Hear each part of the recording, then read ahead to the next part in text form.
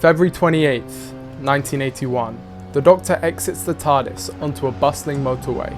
He looks down and sees two people pulled over. Thinking nothing of it, he turns back to leave. But then something catches his eye. Something standing across the way from him. A white figure, standing there, watching.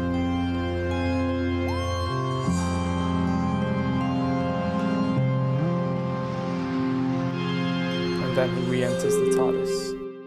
The Watcher is one of Doctor Who's greatest mysteries, even over 40 years later, with many people still being left completely baffled by this character and their inclusion in the season 18 finale, Logopolis, the final episode for the fourth Doctor, who is still, to this day, arguably the most iconic.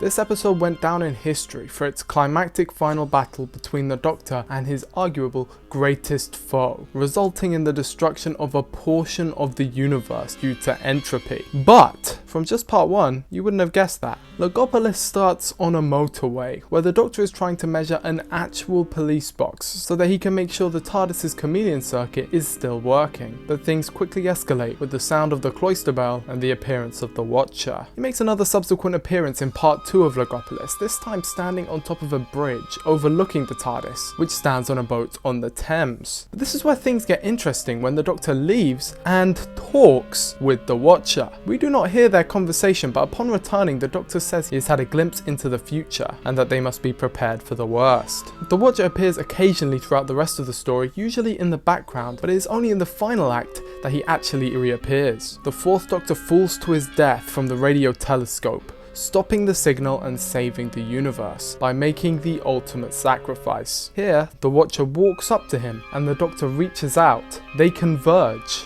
fuse, and we get our only in-show explanation of what the Watcher really is. He was the Doctor all the time. What? Okay, so let me just go through everything I just said. Yeah. Okay, so how the hell is it the Doctor the whole time? The episode just treats it like this is normal? Like this makes sense? Oh, we get it. It's the Doctor. How could I be so stupid? Of course it's the Doctor. It was the Doctor the whole time. And it's not like they go into depth in the next episode. Castrovalva is up next, which is this like trippy fake dimension thing. That's a whole nother story. But what is the Watcher? Who is the Watcher? Well, short answer, it's the Doctor. Long answer, buckle up, people. June 8th, 1974, The Planet of the Spiders Part 6 airs. The final episode of Season 11 and the final episode of the third Doctor. In this episode, there is a character called Choji and another called Kanpo. Now, Kanpo is revealed to be a Time Lord and the Doctor's teacher from the past, but here's where things get really interesting. When Kanpo dies and becomes Choji.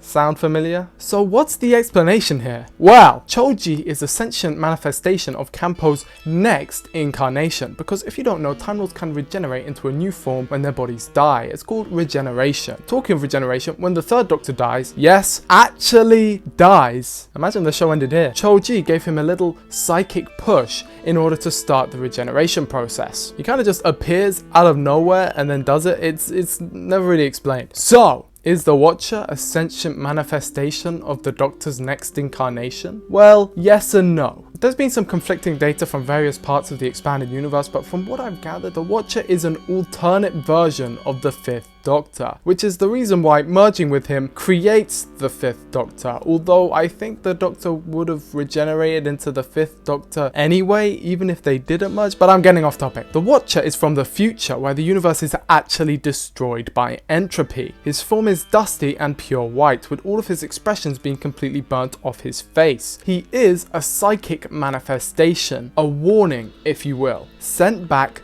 through time. Now, he is a physical being, but he also communicates telepathically. We never actually hear the Watcher speak because he can't. But in the novelization, one of the characters who has heard him describes their voice as sounding very familiar. This conversation between the Doctor and the Watcher was telepathic and also the glimpse into the future that the Doctor warns about, or should I say a future. But this is where things get interesting, because in different novels, things switch back and forth whether Watchers are common for all Time Lords or if they're only with the Doctor. Some see them as a spectre, a warning of death to come, inherently tied to Time Lord regeneration.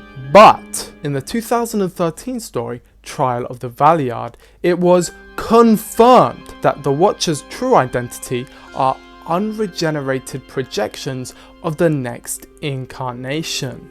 Finally bookending a mystery that had baffled fans for many decades. It's also funny that it's the Trial of the Valeyard which reveals this information, because in season 23, the Valeyard is revealed to be an amalgamation of the Doctor's dark side from the future, from in between incarnations, making him in a way a Watcher as well. But that can all be saved for another time. I hope you all enjoyed the video. I had a lot of fun making this one. We've got more content like this on the way, so don't forget to leave a like and subscribe, and I will see you in the next one.